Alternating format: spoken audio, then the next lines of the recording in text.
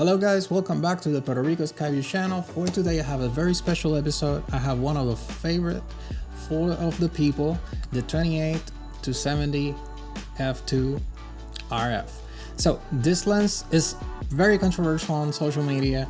It's very loved by a group of people, a large group of people, the majority of people.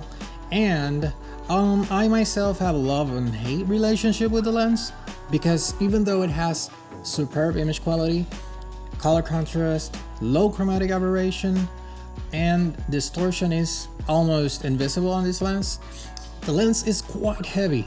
I own the 85mm f1.2, and that lens was criticized because of its large appearance and heavy weight, but it only weighs like 2 pounds or 2.13 pounds of my copy of the lens, to be exact.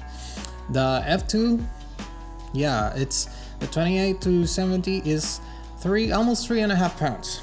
So if you put that into perspective, yeah, it's heavier, but image quality, it's great.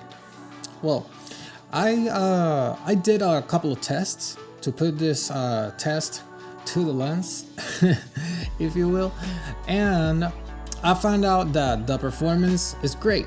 Now let's jump into those tests. Okay, for the first test, I went outside with my dog. She's a husky. She's very hyperactive, so that would be she was a great subject in testing the autofocus with this lens.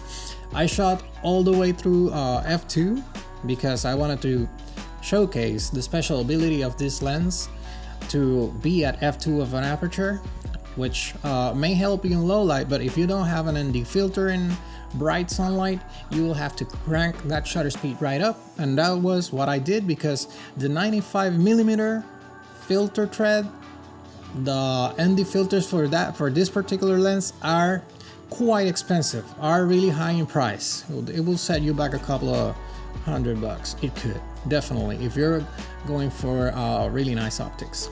So guys, as you can see, the camera really does a really neat job moving those large glass elements and always maintaining my puppy in frame.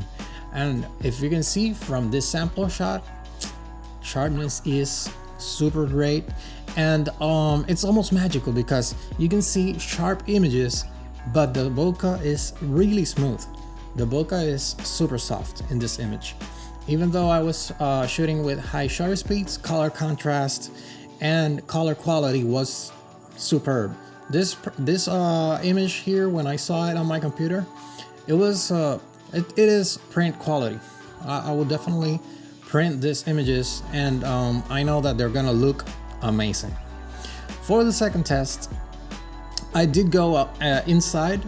I did go inside to test the camera in a little bit of a lower light environment. Again, I did some photos of my puppy, and she was very still this time.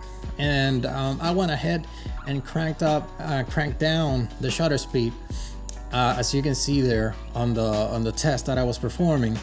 And the sharpness and the IBIS from the R5 really came in clutch, because this lens is lacking image stabilization, ironically. I think that for the price of this lens, they should really have done something about that image stabilization, but no problems, because the R5 got us covered in that department. And as you can see, color contrast, image distortion, or even discoloration due to the lower light, it's almost non-existent. Remember that the files produced from the R5, EOS R6, or even the EOS R are really high quality, and you can definitely tweak them in post and get awesome results every single time. Now for the video part, I really didn't see, I wasn't able to see a wow factor in the lens. You definitely require a gimbal for this lens, because IBIS is not gonna cut it. IBIS is not gonna handle the shakiness that you get from handling this lens for quite a large periods of time, in which I was today. unless you have surgeon hands. And ironically, you may be a surgeon, because to afford this $3,000 lens plus tax, yeah, pretty quite. It's quite the price for a lens. Two things that I want to highlight from this lens is I appreciate that Canon is putting an effort into building these amazing lenses. This lens is really unique, and a lot of people can benefit from it, because going f2 through the zoom range, the whole zoom range, 28, yeah, they could have been a lot wider, and I think that the 24-70 in that department has a win, as well as in image stabilization. But having f2 really, it's prime lens material right there. And yeah, it is large, but it has its reasons, because it compromises size for image quality.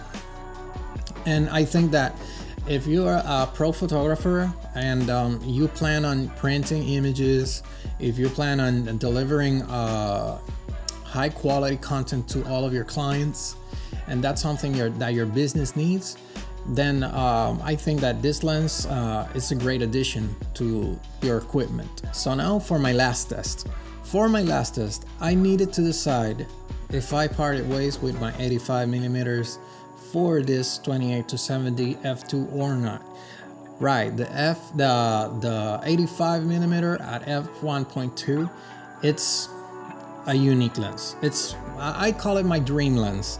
So when I put this side by side to compare their images, I still found that the bokeh produced by the 85mm, as well as sharpness, even though we are at f1.2, sharpness is unbelievable. The color contrast that this lens is able to retain from the captures that you're getting is solid. The f2, yeah, it does a great job, but I think that their bokeh could have been a little bit more cleaner, especially when I was shooting at 70mm, which creates a lot of compression.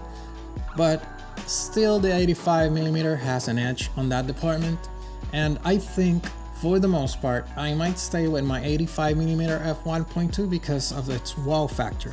Each and every time I use that lens, print material. Each and every time I use that lens for portrait sessions or photography, I know that I'm gonna get images like no other. So I know that I could get images like no other with the 25-70, but still, I still have the 24-70 at f2.8. I think it produces very solid images. It is a lot lighter than this one, and price-wise, it may be a lot cheaper as well. 30% cheaper, I think it is. So that leaves me room to spend more on audio equipment, on lights, and a lot of stuff that really matters on the business side of things. Because if you're a hobbyist and you just want the best quality zoom range, the best quality zoom lens available right now, the best quality zoom lens right now is the 28-70 f2, no doubt. But it has hit its shortcomings, and I know for a fact that lenses like this will have a Mark II, and I hope that that Mark II has IBIS, maybe softer bokeh, and maybe the price from this one will be lower, and then we could be talking business. But for the moment being, I will stick to my 85mm 1.2, and I think that I'm going to part ways with my 28-70. Hope you don't kill me in the comments, okay? So guys, if you would like to see another video or another part of this review for the 28-70, please leave a comment below and subscribe. Be sure to subscribe and help me grow this channel. We are doing great so far, so I hope to see you guys in the next video.